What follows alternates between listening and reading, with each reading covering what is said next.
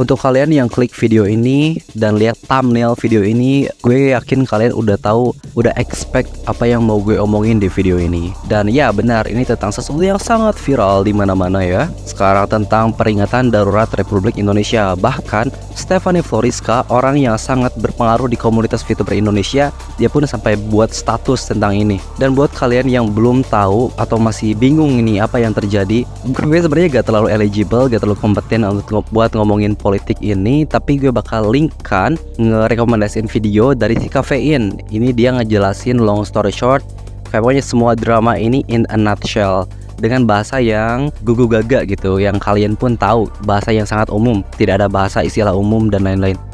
Tidak ada bahasa yang istilah hukum dan lain-lain. Jadi kesimpulan gue, kalian udah aware tentang hal ini ya.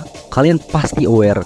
Orang yang punya smartphone, TV, atau bahkan gak punya apa-apa tapi sering ngobrol di tongkrongannya, kalian pasti aware tentang hal ini. Mungkin kalian gak tahu isinya tentang apa gitu, tentang semua DPR, Mahkamah Agung dan lain-lain, tapi kalian udah aware kalau ini lagi terjadi. Dan mungkin buat kalian yang gak aware ini terjadi, itu mungkin ada 3 golongan anjing. Yang pertama itu orang yang masih tinggal di gua, atau orang yang pedalaman yang bener-bener buta akan teknologi. Yang kedua adalah orang yang super no-lab, yang di berandanya itu, wah gue nonton Kaisinet, gue nonton hal-hal yang di luar Indonesia dan merasa dirinya keren gitu. Lu nggak keren anjir kalau gue bilang.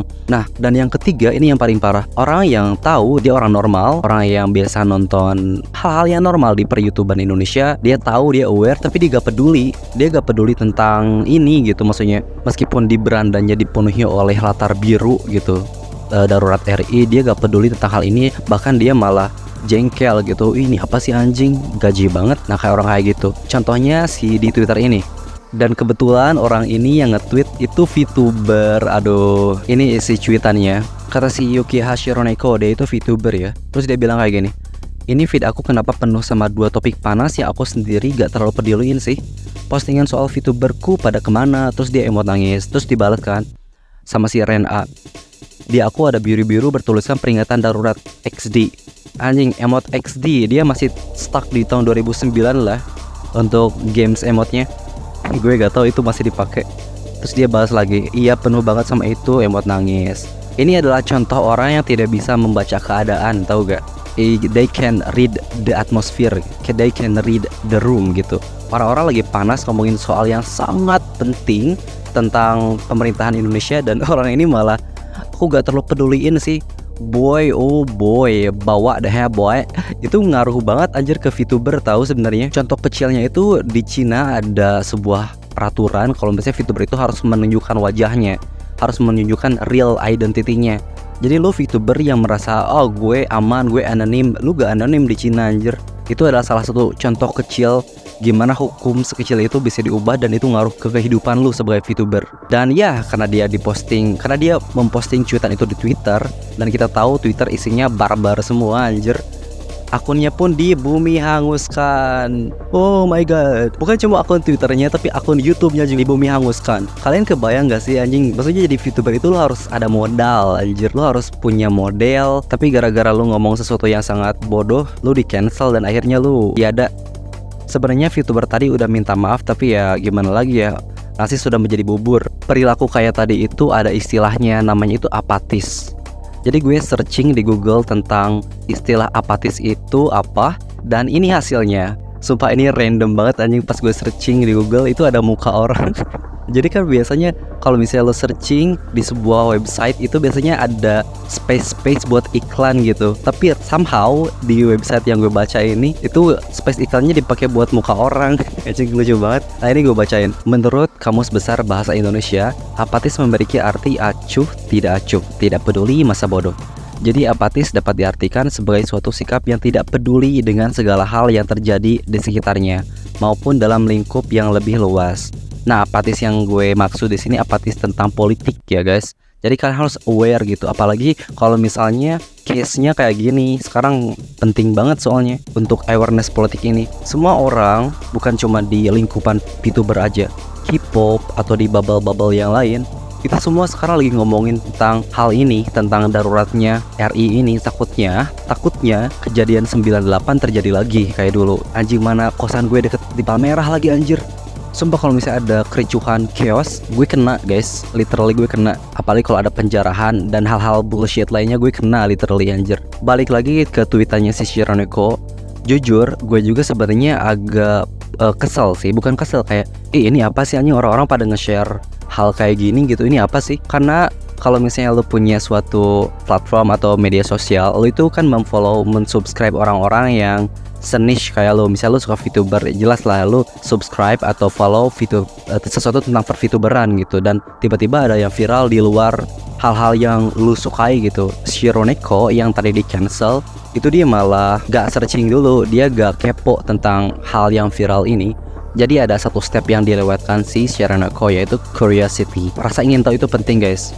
Terus di Facebook, di komunitas diskusi tentang VTuber, ada yang bertanya kayak gini, opini jujur tentang VTuber mulai ngomongin politik. Pertanyaan yang sangat simpel ini mengundang banyak banget argumen anjir. Jadi intinya kayak gini, menurut gue kalau VTuber itu niche, kita harus lihat dari niche-nya dulu.